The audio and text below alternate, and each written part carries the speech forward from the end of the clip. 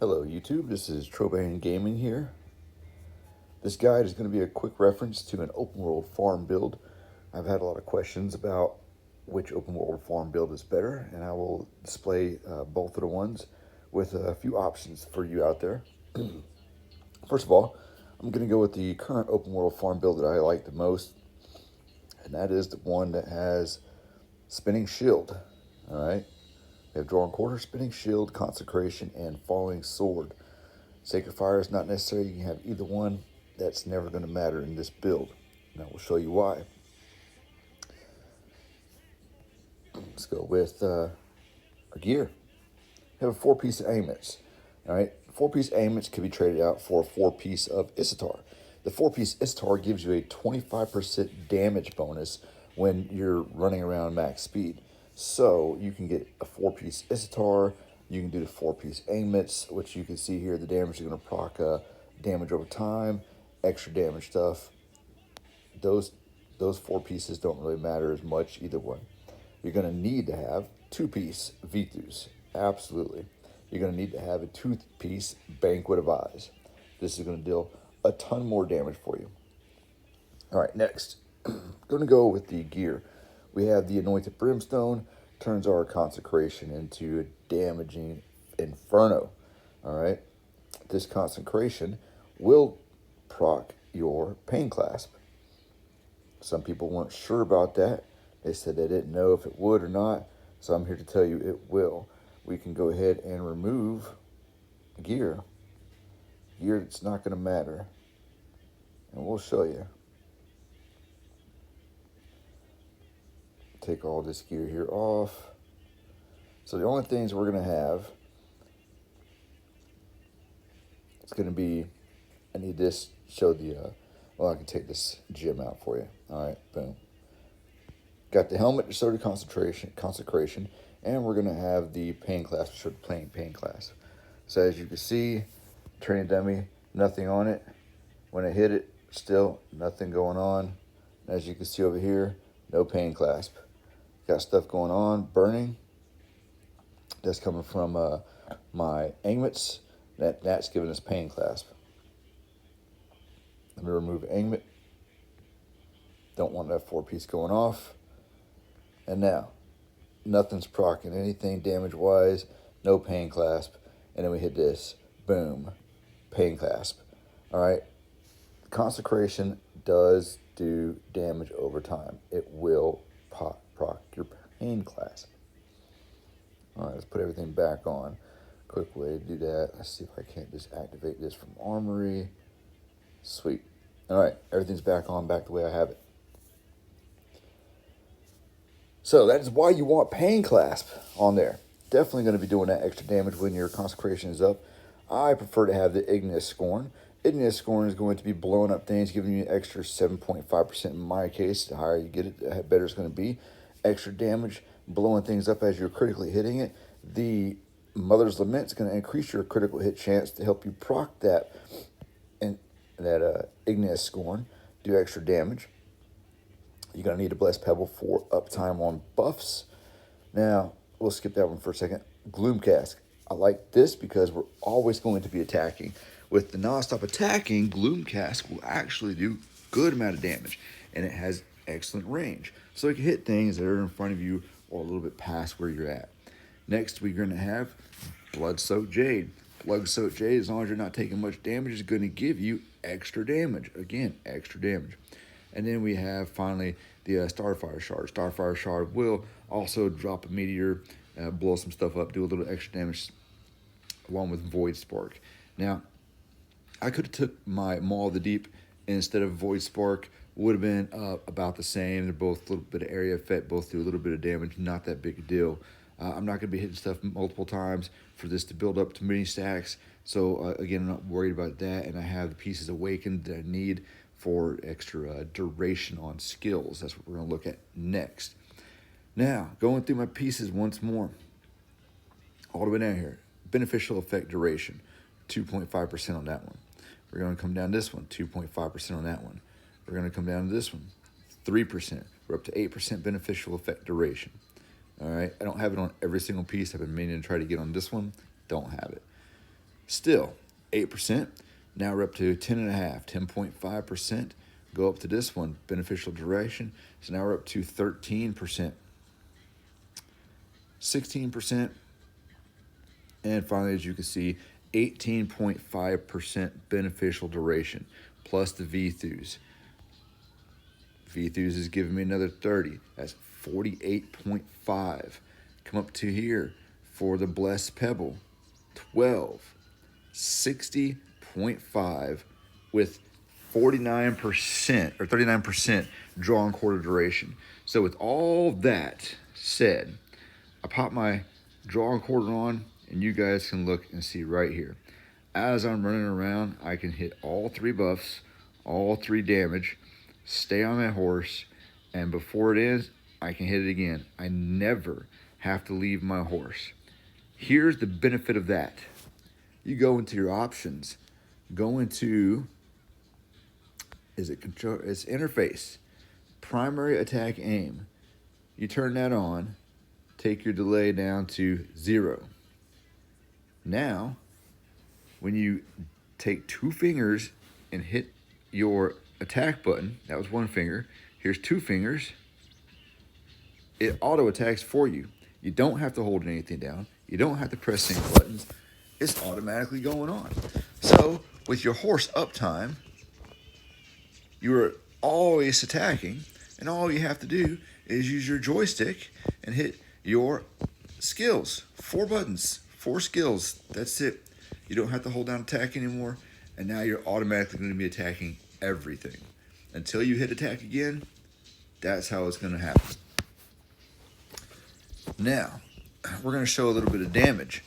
All right, we're going to do 20 seconds of damage on the dummy over here, just so you can see this, because we're also going to compare this to one other build. Real quick, here's the damage on this. We're going to hit the horse and everything. Got the breakdown going on so you guys can see what's building, what's going up, what's coming, the most damage coming from. And we're just going to stand still. No need to run around, even though we could. Not a big deal. And as you see, my Sacred Fire, my primary attack, has never done any damage at all, because I haven't come off the horse at all, and I'm not going to. And at 30 seconds, you can see what damage is done is about 28 million. All right.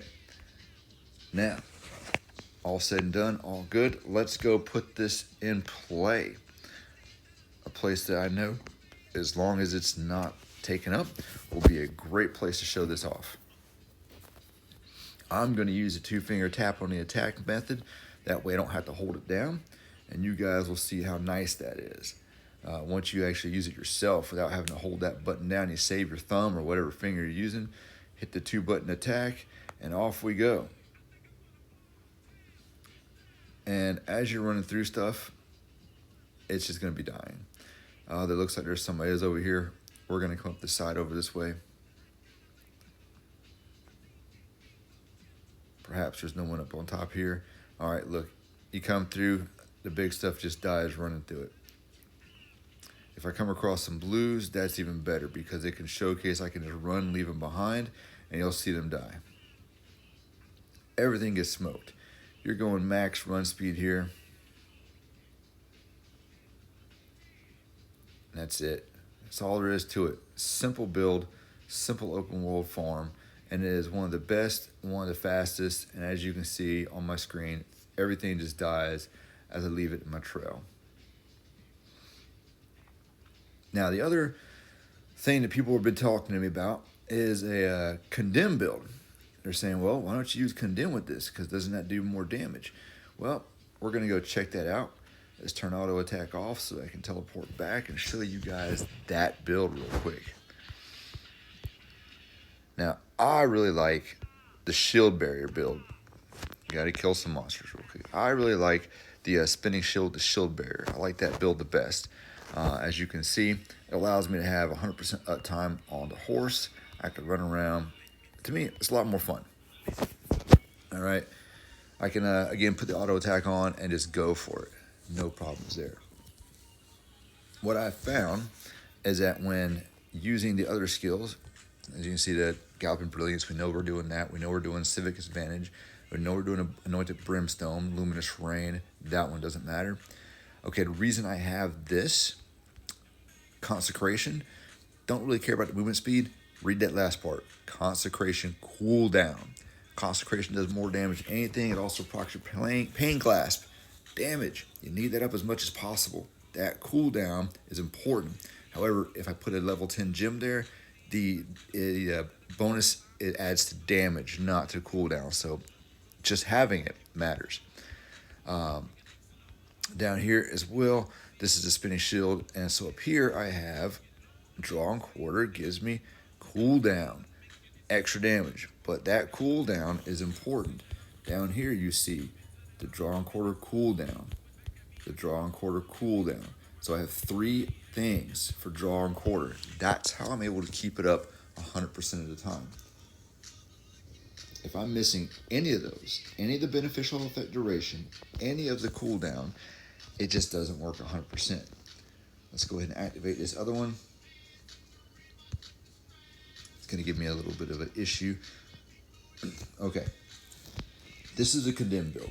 This is a build that everybody likes to use with the same Falling Sword, same Consecration, same Draw and Quarter, now Condemn. Going over the gear here, this side, all the same stuff, same horse. However, Heart of Grandeur, that's the one that's going to have the lightning in the bottle. It's going to do Condemn damage, and it's going to be hitting everything. Whenever you hit something with Condemn, this is going to blind it, causing total loss of control. That will cause this to do 57% more damage. So it should be more damaging. We'll go for 30 seconds on the training dummy just like before. And take a look. You guys can compare in the notes the damage from training dummy versus this time and the last time. That's fine. What I found is the damage is negligible. But as you can see, I came off the horse. I have primary attack damager now, 391k. All that means is if you have the auto attack on, you're going to stutter a little bit. You're going to drop off the horse. You're going to start swinging, and it's okay. You get right back on the horse. You go again. Not that big a deal. It's just all of what depends what you like to do, how you like to play. So you've seen the damage, taking it well over 40 seconds here. Let's go back out there and show it to you, showcasing it. Same area, killing the same monsters. Now with both builds, I'm running over things and they're just dying. So either build works. Either build is great. And I can turn auto attack on with this build. Everything works while on the mount. And again, as I'm running through this stuff, it just melts. Good. Here's some blue as I came off the horse. And you'll see I run past the blue. I don't stop. I keep going. And you can look on the map. They're dead. They're not even there anymore. So that's awesome. All right. That shows this damage just kills it all. Nothing's going to last. Nothing's going to let you stop till you get to an Ancient Elite, maybe a yellow, do a little loop around. It's going to be great. So for open world farm build, ladies and gentlemen, this is one of the best builds you can have out there. Again, you can have 4-piece Istar, 4-piece Amits. It works just fine. You need the Banquet, you need the Vithus, and you need the proper gear, and you have a few gems that you can work with. Bottle of Hope is one gem that will help you with your uptime on the mount. If you have Bottle of Hope, definitely put that on there. And hope you enjoyed this. Hope you enjoyed the explanation of open world farming, why I use the gems I use and why I use the build I use. Stay tuned because I'm going to be putting out some videos more on some raid and boss and dungeon builds for the Crusader. Thank you and enjoy your hunting.